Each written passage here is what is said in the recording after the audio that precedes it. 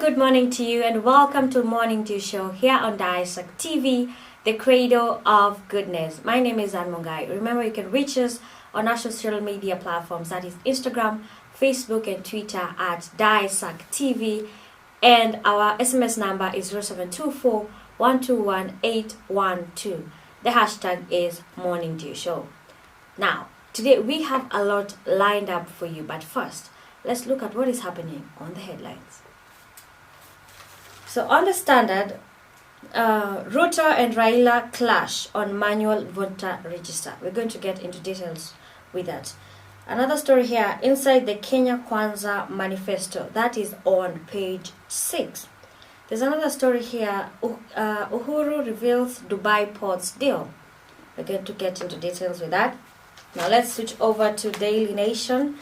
And the headlines here read, teachers ration foods on high costs. That is on the park page on the Daily Nation today.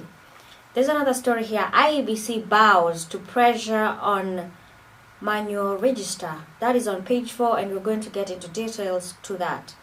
There's another story here whereby it says, analysis, he is officially referred to as Deputy President William Ruto, but the Kenya Kwanza presidential flag bearer insists he is an outsider in his own government and that the shortcomings of Uhuru administrations are not, by extension, his. Now, declaring that he is a man on a mission, how did this 56-year-old rise to the pinnacle of Kenya's rapid election? And does he have the experience and posture to lead a nation? That is on page 12, and we're going to get into details with that, among other stories. Now, let's look quickly at the newspaper reviews. We get into details with that. Now, on this Standard story, as I said, this story is on page 8. Ruto and Raila clash on manual voter register. As we know, yesterday there was a meeting for the presidential candidates at the IBC, and apparently the Ruto, Deputy President William Ruto and Raila were clashing over, they were disagreeing rather over IBC method to identify voters. So William Ruto says he wants, and his representatives, they say they insist on electronic register, but Raila, on the other hand, he says he wants a printed register. So they were actually disagreeing over that, but we don't know if the IBC will go on the electronic register side or this printed side. But according to the newspaper, it says that the Independent Electoral and Boundaries Commission appeared to favor Ruto's position. That is, they are going on the electronic register side. So I don't know what you think about that. Do you think the election should be done electronically, or should it be printed? What do you think about that? You can tell us on our SMS number, that is 0724121812. Now, there's this other story here inside the Kenya Kwanza Manifesto, and it's actually on page 6, whereby William Ruto plans to transform sectors and grow the economy. Now, the newspaper reads that Deputy President William Ruto is expected to roll out his 5-pillar and value addition manifesto to solidify the bottom-up economy model he has promoted for the last 2 years. So today we're actually going to see the model he has been telling us about, the bottom-up economic model, and I cannot wait for that. Ruto, who is making his first stab at the presidency, will unveil his manifesto after holding economic forums across the 47 counties and signing of 10 charters with youth, people with disability, education, women, business community, among other interest groups. The DP, who also yesterday held a Kiambu Hustler Fund at Kiambu Town, has prioritized agriculture and food security, funding of small and medium enterprises, housing, access to affordable health, investment in ICT, overhauling of education, and creation of creative economy in his manifesto. That, among others, is going to tell us how his manifesto is about to be, and we are going to wait on that. But fact remains that he has prioritized agriculture, food security, funding of SMEs, housing, and healthcare. Okay, so we are going to wait for the manifesto, but when it is out, we will definitely let you know on that. Now, let's look at another story here that was really interesting and I would like to share with you. This story on page 24, which actually is going to interest a lot of you. Now, Mother Karua, who is the running mate for Raila Odinga, and Ida is set to open a 27 million center for gender-based violence victims. That is such an amazing thing, you know. The newspaper reads, this is actually on page 24 on the Standard, if you want to check it out. It reads, Raila Odinga's running mate, Martha Karua, and Ida Odinga will today, open a 27 million Kisii County gender-based violence and drug rehabilitation center. The duo will also open the 5-story Doctors Plaza at Kisii Technical and Referral Hospital, as well as visit the 350-bed capacity Mother and Child Hospital within Kisii Town. Now, National Government Affirmation Action Fund, NGAAF, through the Kisii Woman Representative Office, set up 27 million gender-based violence rescue center. And guys, I would like for you to tell me, what do you think about this? Is this a positive thing for the country? Because we know that gender-based violence has been going on in the country over the years, not only now, especially the time that during the coronavirus period, there was a lot of gender-based violence. So for Mother Karua to opening a facility, a 27 million facility for these victims, and actually I've seen here they're also catering for drug rehabilitation center too, which is positive. But what do you think about that? You can tell us here on our SMS numbers. That is 0724121812. Now, going through the newspaper, there are a lot of stories here you can check out actually on the Standard. And I know that you can tell us what you think about everything that we are talking about right now. But there's another story here that I saw that really caught my eye, and I think it's something that we have experienced rather in one in our lives. So the art of bribery, a close look at how traffic officers operate on Kenya's roads. So I'm not going to read what the newspaper says, because this is a review. This is the review according to the person who wrote this story. But I just want to ask this question.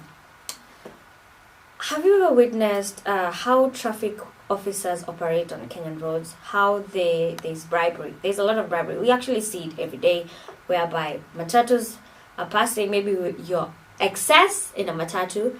Then you reach to a point where you see traffic officers, and what the driver does is give the traffic officer some money so that he can be allowed to pass. I know we have seen that so many times every day in our lives, and what should we do about this bribery? Because as much as the aspiring presidential candidate George Ojakoya said that he will abolish corruption, he said that if you are caught corrupt, you will definitely be hanged.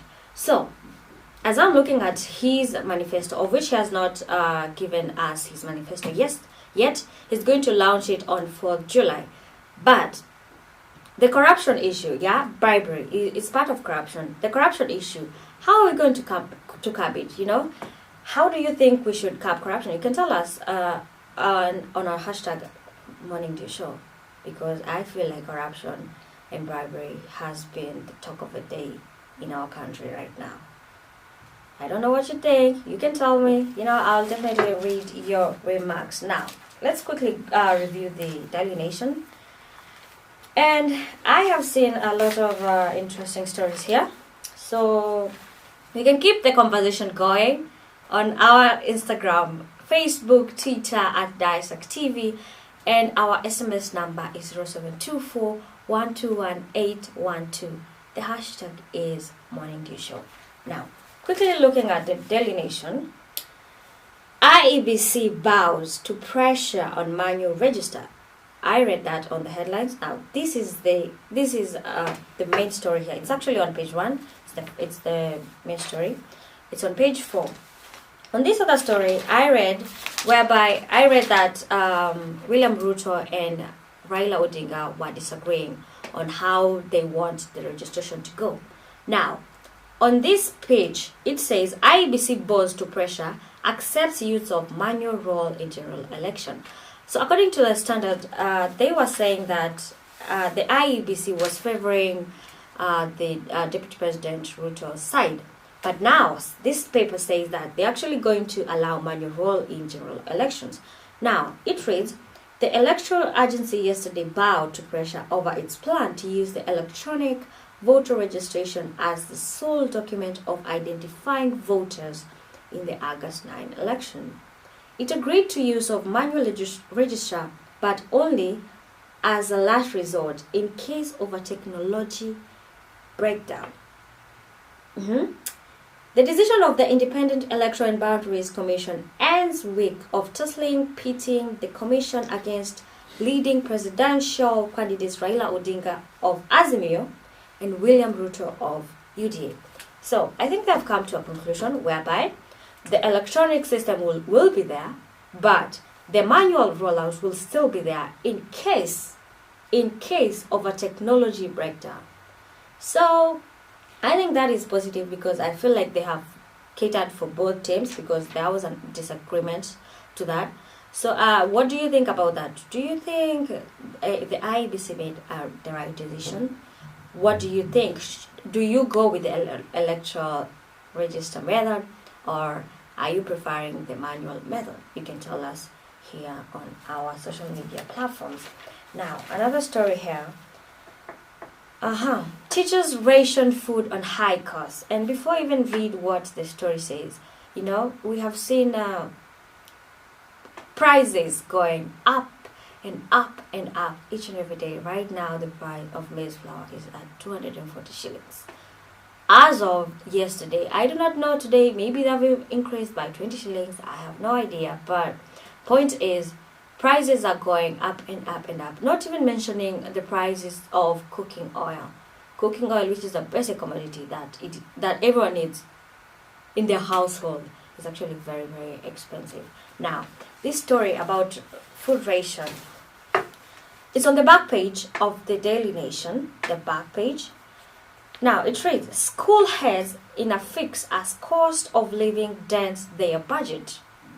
Now, the story reads, principals and head teachers are in a dilemma over how to run schools as rising cost of living exceeds budget they prepared at the beginning of the year. The teachers now find themselves in a tight corner as they can't raise fees mid-year, yet the cash they expect from parents and the government is inadequate to run schools efficiently. Moreover, parents owe schools millions of shillings in fee balances, and yet the Education Ministry prohibits sending learners away. Yeah, actually it was said that students should not be sent away because of school fees. Now, the principals and head teachers are complaining that it is actually hard for them because they cannot be able to meet the budget they made at the beginning of the year. The year has 4 school terms, as the third term of 2021 spilled into 2022. Now, the first term of 2022 ends this week, and the other 2 will be covered in 5 months with only brief breaks in between. As school closes, principals and head teachers are relieved. They are relieved as they had to run out of food and had no money to buy more. So this issue has actually gone to schools, and our students in school has to be fed. They have to be fed because they are learning and they are paying school fees. And right now that the government has said that no student should be chased away because of school fees, it even becomes harder for the principals and head teachers to keep up with this high cost of commodities, and everything is at high prices right now. So I think the government should do something about this, because if it gets to a point whereby the principals and head teachers are actually complaining about this, the ration of food, how it is high, I think it's time that the government have an impact on this? Is it doing something for this? I would like to know what your thoughts are. You can tell us on 0724121812. Now, on this analysis story that is on page 12, I would like us to look at it very quickly. It says, the caption is actually very good. Man on a mission, rise and rise of DP William Ruto. Deputy President William Ruto is arguably a man on a mission. An outsider in his own government, Dr. Ruto has encountered several hurdles in his bid to succeed his boss, President Uhuru Kenyatta, including losing some of his roles as DP and steady purge on his allies from key parliamentary and party positions. This has, however, neither slowed down nor stopped his grand march to State House. Dr. Ruto seems to have developed a thick skin, sometimes even taking his boss head on as he makes his first presidential run, where he's one of the front runners. The DP allies insist that despite his first attempt at the top seat, he has the best chance to clinch the presidency in the 9th August election. Okay, we know that the DP Ruto started politics at a tender age of 26, and he found his place in the late president Daniel Arap Moi cycles. Dr. Ruto has styled himself as a hustler who rose from selling chicken to the coveted position of deputy president. And now he has set his sights on the presidency, giving his main opponent, Azimio presidential candidate Raila Odinga, an experienced political tactician who has made 4 unsuccessful attempts at the top seat. Okay, so what do you think about this? What do you think about this story? It's analysis done by Daily Nation. It's actually on page 12. If you want to read more, it's a very, how would I put it? It's very inspirational. If you want to check it out, you can. It's on page 12. Now, let's look at another story here. This story is on... Okay. This page is on page 24. Petitioner in Samboja fake degree case moves to court. And relating to this story, we're actually waiting to see if Mr. Sakaja will actually be given a pass to vie, because it is said that he is not in a position to vie because apparently he has not attained the requirement for the seat. We are actually waiting for that. Now there's this other one, a petitioner in Samboja. He's faked a degree case to move to court.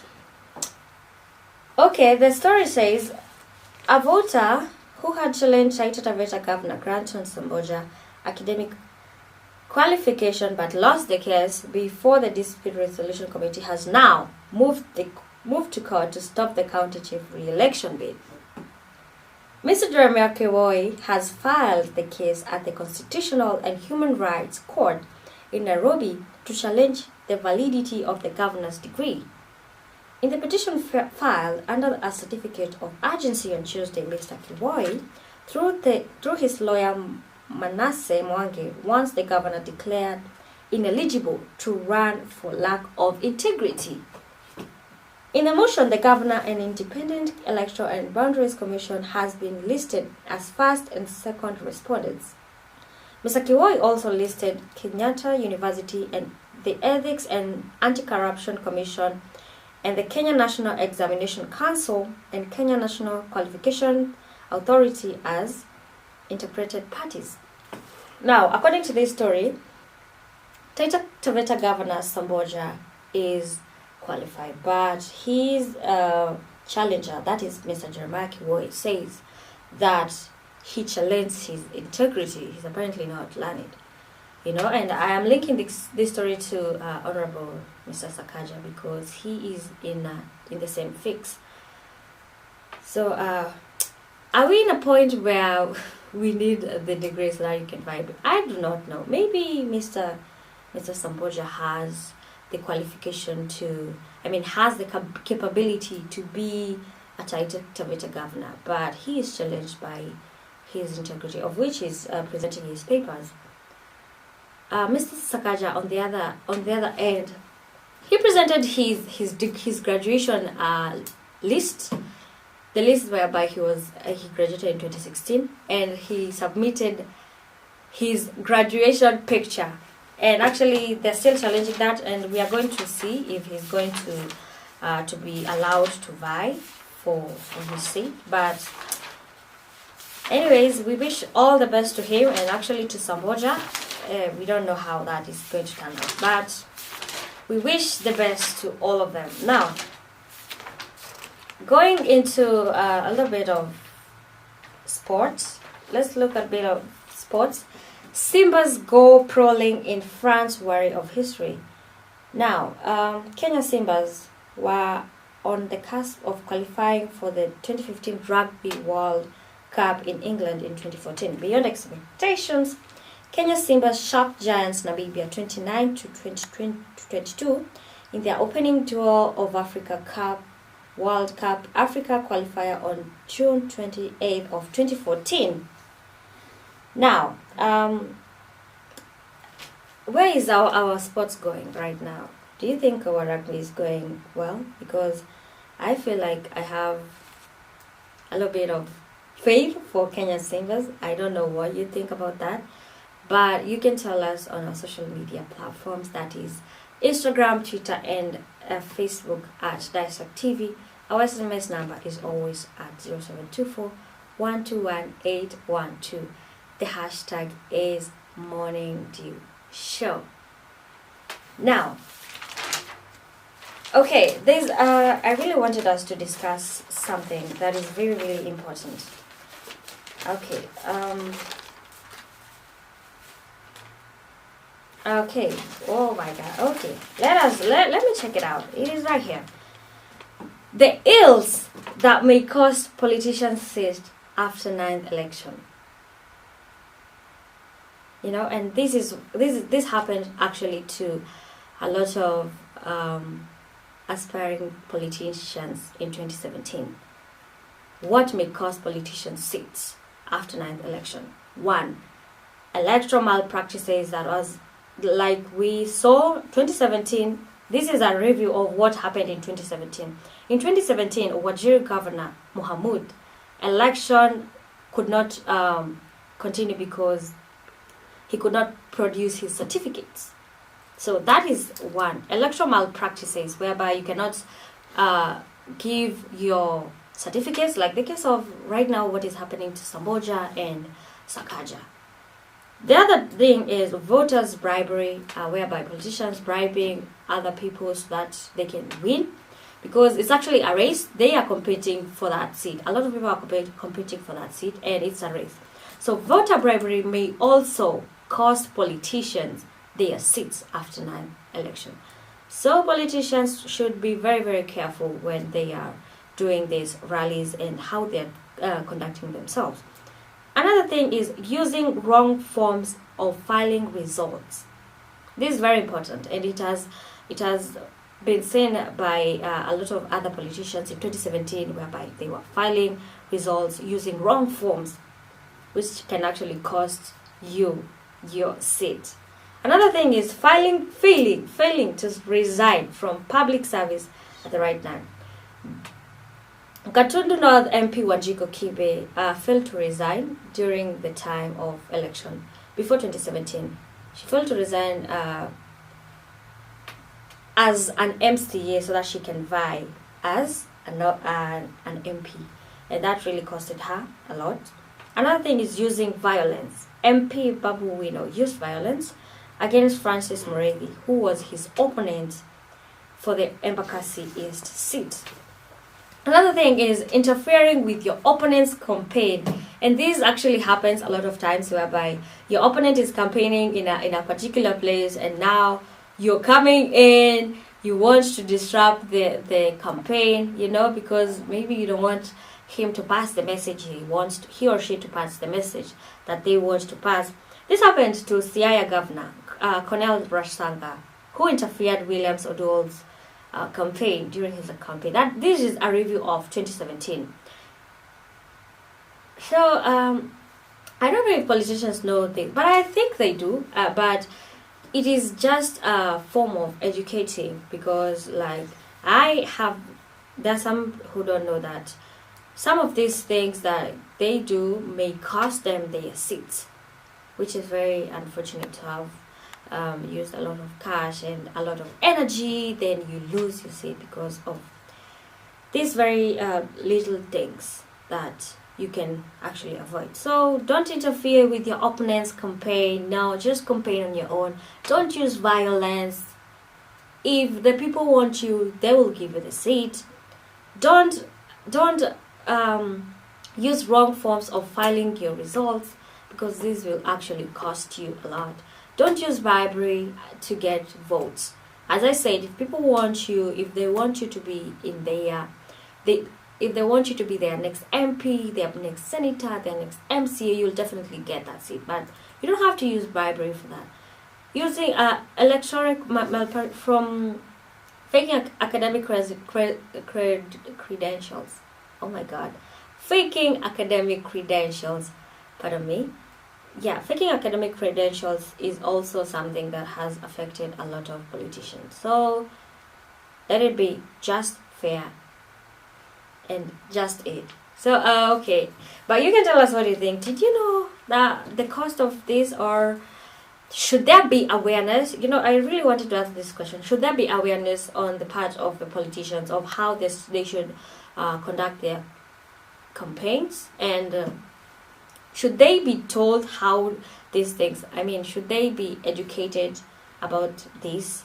Because actually this is something I saw, and I was like, okay, this may be a lot of politicians, maybe the MCAs, and a lot of new, because there are a lot of new politicians who actually want to join the government. Maybe they don't know this, they don't know how this applies, and they may be cheated on by their opponents, so that they may lose their seat. So it's good to be aware of those things.